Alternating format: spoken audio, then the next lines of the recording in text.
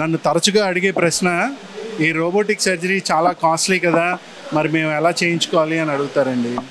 కానీ మీకు చాలా సులువుగా దీనికి సమాధానం చెప్తాను. మామూలు ఆపరేషన్ చేయించుకున్నప్పుడు మనం సుదీర్ఘంగా ఫిజియోథెరపీ అవి చేయించుకుంటాం. అంటే ఒక 6 వారాల దాకా ఫిజియోథెరపీ చేయించుకుంటాం. ఇందులోనే ఒక 10 రోజులే ఫిజియోథెరపీ చేయించుకుంటాం. సో మీకు ఈ 40 రోజులు ఫిజియోథెరపీ కాస్ట్స్ ఏవైతే అవుతాయో మీకు ఈ రోబోటిక్ సర్జరీకి అయ్యే కాస్ట్స్ కూడా అవే. సో ఒక విధంగా చూస్తే మీకు ఎక్స్ట్రాగా డబ్బులు ఏమీ ఖర్చు అవ్వట్లా. బట్ ఏంటంటే మనం ఆలోచించామనుకోండి ఇబ్బంది ఉండదు. అలా కాకుండా మనం జస్ట్ ప్రైస్ టు ప్రైస్ చూస్తే దానికి దీనికి 10% తేడా అనుకుంటాం. బట్ ఈ 10% మనం యాక్చువల్గా రికవర్ అవుతుంది మనకి. 2, మీరు త్వరగా మీ జీవనోపాధి ఏది ఉందో దానికి వెళ్ళిపోతున్నారు. సో మీరు పెట్టాల్సిన సెలవు తగ్గింది. సో అలా కూడా మీకు ఫైనాన్షియల్గా అడ్వాంటేజే వస్తుంది. ఇప్పుడు దానికి దీనికి మామూలు సర్జరీ కన్నా రోబోటిక్ సర్జరీ ఒక 2 కాస్ట్లీ అనుకోండి, మనందరం అనుకునేటట్టు it is not a good procedure.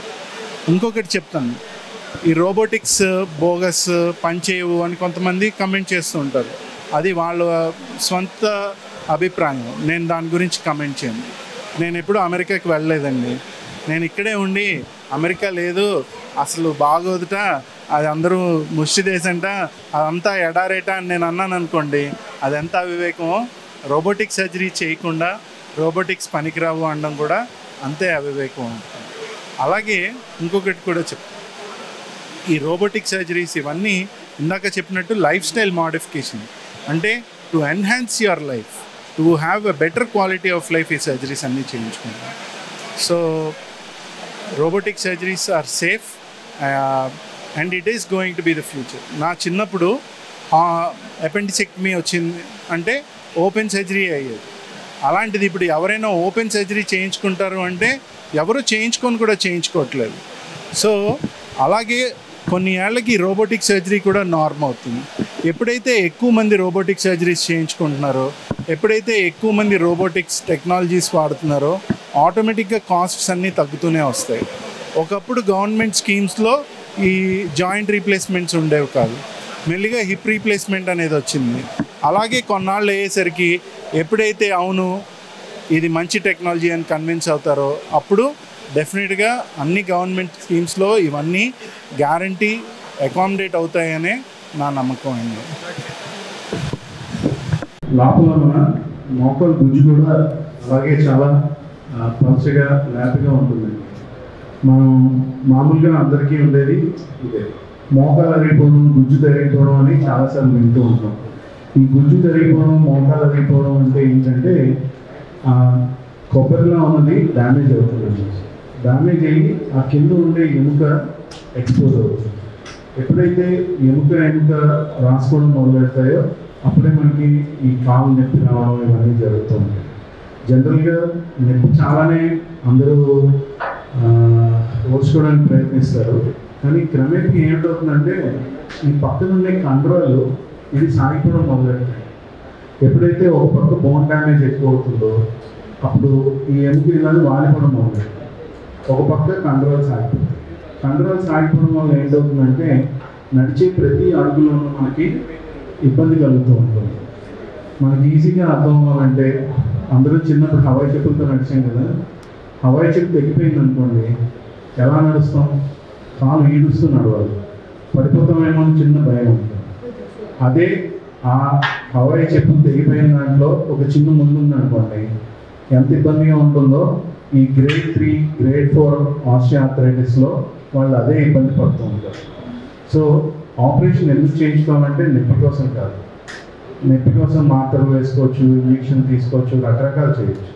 కానీ ఇన్స్టెబిలిటీ అనేది ఈ ఇంజెక్షన్తోటో మాత్రలతోటో అధిగమించింది. ఆపరేషన్కి మెయిన్ ఇండికేషన్ పెయిన్తో పాటు ఇన్స్టెబిలిటీ. సో ఈ ఆపరేషన్ అనేది నొప్పి కోసం కాదు, వాళ్ళ ఆత్మవిశ్వాసం కోసం. ఎంత ఇబ్బంది పడుతూ ఉంటారంటే రాత్రిపూట బాత్రూమ్కి వెళ్ళాలన్నా కూడా గోడ పట్టుకుని జాగ్రత్తగా నడుచుకుని వెళ్తూ ఉంటారు. ఇంట్లో అందరూ ఎక్కడికైనా వెళ్ళాలంటే వీళ్ళు కొంచెం జంపుతారు, ఎందుకంటే వాళ్ళందరితో పాటు నడవలేరు అని చెప్పి. సో ఇవన్నీ వాళ్ళు ఎక్స్ప్రెస్ చేయరు. ఎందుకు అంటే సర్జరీ చేయించుకోవాలంటే భయం. రెండోది ఆపరేషన్ తర్వాత రికవరీ టైం ఎక్కువ. ఇంట్లో ఎవరో ఒకరి మీద ఆధారపడిపోతూ ఉంటారు, లేకపోతే ఫైనాన్షియల్గా ఇబ్బంది, ఇవన్నీ వాళ్ళు ఆలోచించి ఎంత నింపున్నా వాళ్ళు అలాగే ముందుకు వెళ్తూ ఉంటారు. ఇంకొకటి ఫిజియోథెరపీ ఆపరేషన్ తర్వాత వాళ్ళు చుట్టాలు ఎవరో చేయించుకున్నది చూసి వాళ్ళు వచ్చిన అరుపులు క్యాకులు చూసి ఈ నొప్పిదనేసనే తేలికనుకుంటారు. సో ఇప్పుడు రోబోటిక్ సర్జరీస్ రావడం వల్ల మనం మెయిన్గా సాధించగలిగేది ఏంటి అంటే వ్యవధి. మనం ఎంతసేపట్లో రికవర్ అవుతాం, ఎంత త్వరగా కోలుకుంటాం. ఈ రోబోటిక్ సర్జరీ చేయడం వల్ల కన్వెన్షనల్ సర్జరీస్ అంటే రెగ్యులర్గా చేసే నీ రీప్లేస్మెంట్ సర్జరీ తప్పు కాదు, అది చాలా మంచి సర్జరీ. గత 40 ఏళ్ళుగా జరుగుతున్నది తప్పు అని అనుకోవడం అది. ఇది ఈ రోబోటిక్ సర్జరీ దానికన్నా మెరుగైన సర్జరీ. ఏ విధంగా మెరుగైంది అంటే మన రికవరీ యొక్క టైం తగ్గుతుంది, మనం త్వరగా కోలుకుంటాం. ఈ రోబోటిక్స్ మనకి దానికోసమే దోహదపడుతుంది. సో జనరల్గా పిల్లలందరూ యూఎస్లోనో ఎక్కడో ఉంటారు, వాళ్ళు 2-3 వారాలు ఎంతో టైం స్పెండ్ చేయగలరు.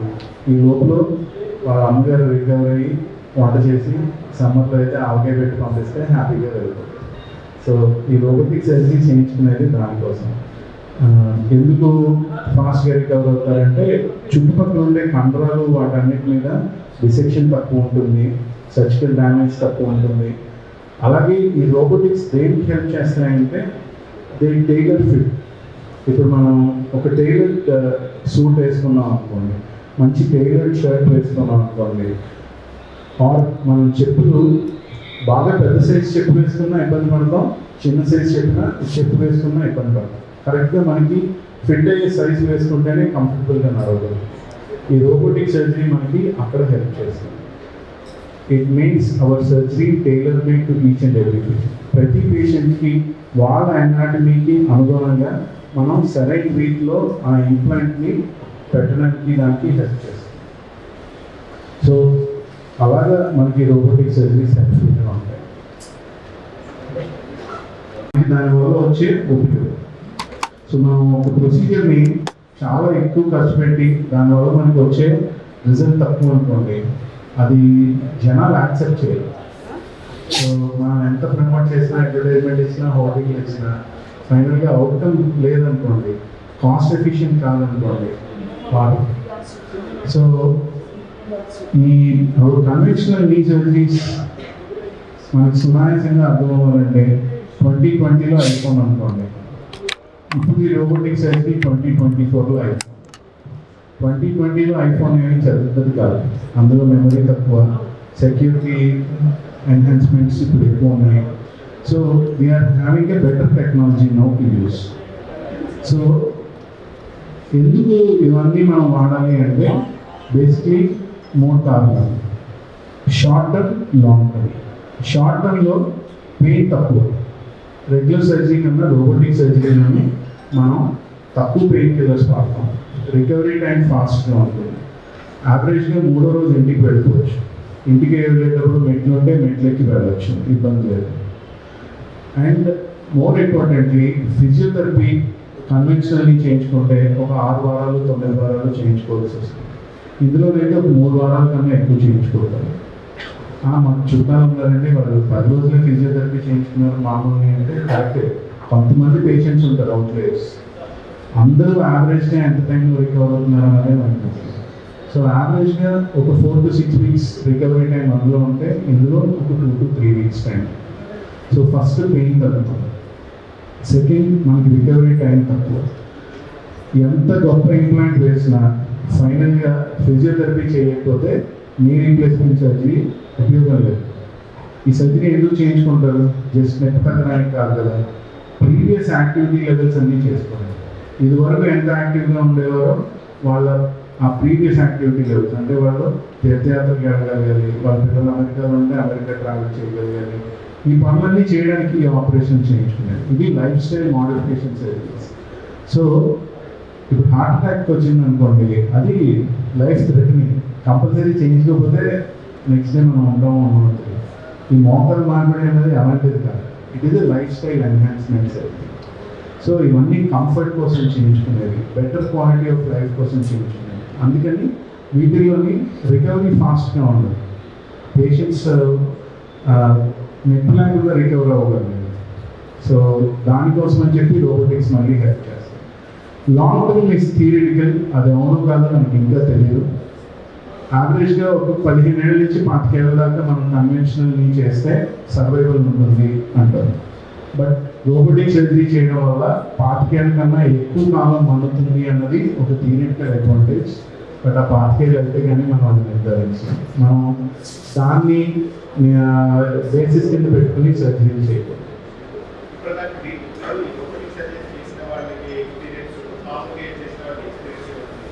సో వెరీ ఇంపార్టెంట్ క్వశ్చన్ అండి.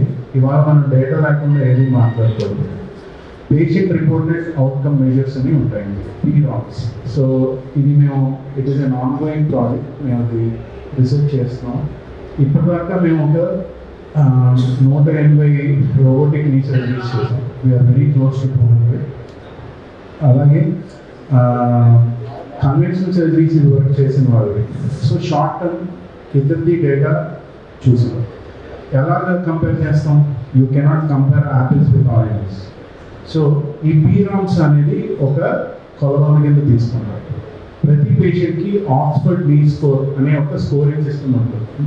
మోకాలకి ఏ సర్జరీ అయినా అవ్వచ్చు, మోకాలు మార్పిడే అవ్వట్లేదు, లిగమెంట్ ఇంజరీస్ అవ్వచ్చు, ఏదైనా. ఇది చాలా స్టాండర్డైజ్డ్ స్కోర్.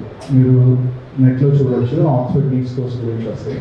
ఈ ఆక్స్ఫర్డ్ నీ స్కోర్ అనేది కన్వెన్షనల్ నీ రీప్లేస్మెంట్ అండ్ పేషెంట్స్కి స్కోరింగ్ ఎంత వచ్చింది, రోబోటిక్ నీ రీప్లేస్మెంట్ చేయించుకున్న పేషెంట్కి ఎంత స్కోర్ వచ్చింది అని ఒక స్టడీ చేస్తాం. ఇప్పటిదాకా వచ్చిన మా డేటా చెప్తాను. సో ఈ నీ స్కోర్లో ఏంటంటే how easy can you get in to the car, how active or you in life, ఇలాంటి క్వశ్చన్స్ అన్నీ వస్తాయి. సో అందులో బాగుంది, బాగోలేదు, చాలా బాగుంది అలాగే ఉండదు, బాగుంది లేదు, చేయలేకపోతున్నాను. సో దాన్ని బట్టి స్కోరింగ్. సో ఈ స్కోర్ని మేము అనలైజ్ చేస్తే తెలిసింది ఏంటంటే అవుట్ ఆఫ్ 40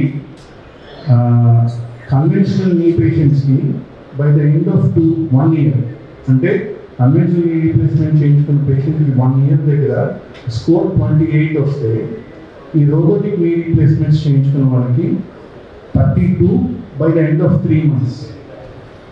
అంటే వీళ్ళు 1 year తర్వాత ఎంత యాక్టివిటీస్కి చేయగలుగుతున్నారో ఈ రోబోటిక్ నీ రీప్లేస్మెంట్స్ వాళ్ళు by the end of 3 months they are doing better than that. అందుకని it is not just about pain and comfort, it is also better living. Activities are better and you get to that activity at a much earlier time. మీరు అడిగింది అదే కదా sir. So PROMs అని study చేస్తాం. So నాదే కాదు, data కూడా ఉంది. లాంగ్ టర్మ్లో కూడా ఈ అడ్వాంటేజ్ మెయింటైన్ అవుతుంది. అంటే 2 years తర్వాత మేము మొదలైతే 1.5 year ఇప్పుడు చాలామంది ఇంతకన్నా ముందే మొదలెట్టిన వాళ్ళ డేటా ఉంది definitely. So results are better. So ఈ ఇంజెక్షన్స్ అనేది చాలా కాంట్రవర్షియల్ టాపిక్ అండి. I will prefer not to comment about it. Mechanical problem will have a mechanical solution.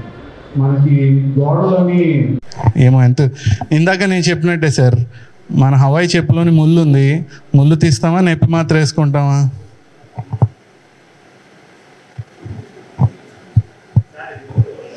అయ్యా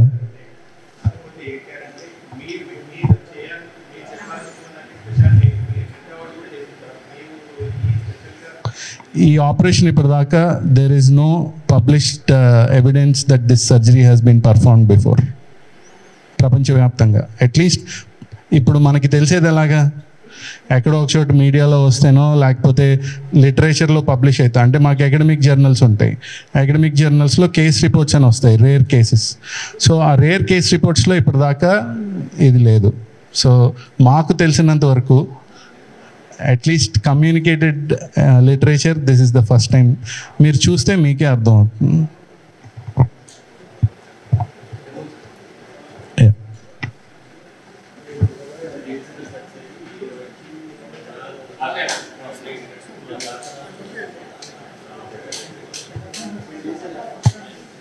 చూపిస్తుంది. ఈ ట్రాకర్స్ ద్వారా ప్రతి పేషెంట్కి వాళ్ళ అనాటమీ ఎలా ఉంది అన్నది మనకి సర్జరీ అప్పుడే తెలుస్తుంది.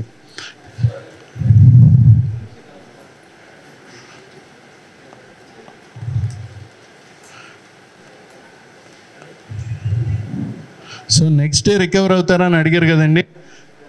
ఆపరేషన్ అయిన తర్వాత రోజు ఉదయం ఏ ఫిజియోథెరపిస్టు లేకుండా, ఎవరి సాయం లేకుండా పేషెంట్ చేయగలిగేది అది.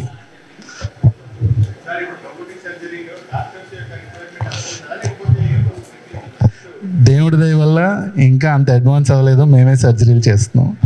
They help us in guiding, they help us in appropriate implant positioning and cutting. అవి ఇంకా చర్మం అవి కొయ్యట్లేదండి, అవన్నీ మేమే చేస్తున్నాం.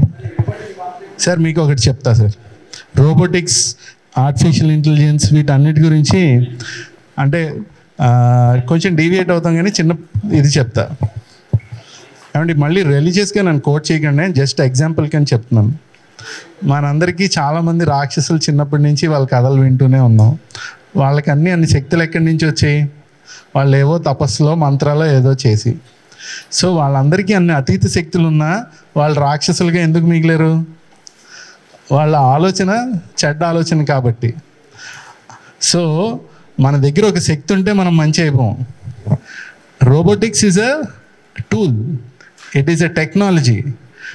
If you are a fool, you are still a fool with a tool. Robotics are not going to make doctors inherently better. Doctors who want to get better can utilize this technology to give better outcomes.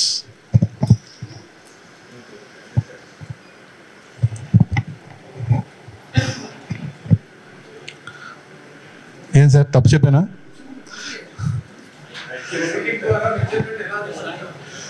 Robotic ద్వారా ఎలా measurement తీసుకుంటాం అంటే, ఈ trackers ఉంటాయి కదా, ఆ ట్రాకర్స్కి different ఉంటాయన్నమాట. So ఫీమర్కి ఒక ట్రాకర్ పెడతాం, టిబియాకి ఒక ట్రాకర్ పెడతాం, తర్వాత మెజర్మెంట్ ట్రాకర్ అని ఒకటి ఉంటుంది. You are welcome to come to the theatre to experience it once, చూడడానికి.